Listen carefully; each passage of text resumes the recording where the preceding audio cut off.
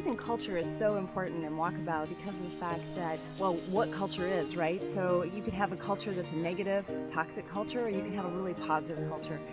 And the fact of the matter is that our mission statement at Walkabout Outfitter is encouraging happiness. And how can you have a culture that's negative or a toxic environment and then do what your mission statement was, which is encouraging happiness?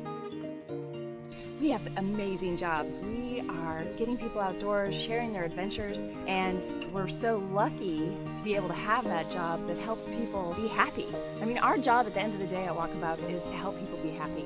And that's one of the things that we've tried to instill in our employees as well, is that we want everybody to realize that we're blessed, and we want that culture to be very obvious in Walkabout Outfitter. I think my biggest takeaway for my first manager's retreat was all the knowledge that I learned throughout these 2 days about knowledge about products and customer service and selling points, lots of things that I didn't know. So I'll be able to utilize all this information being a new manager of Walkabout Outfitter.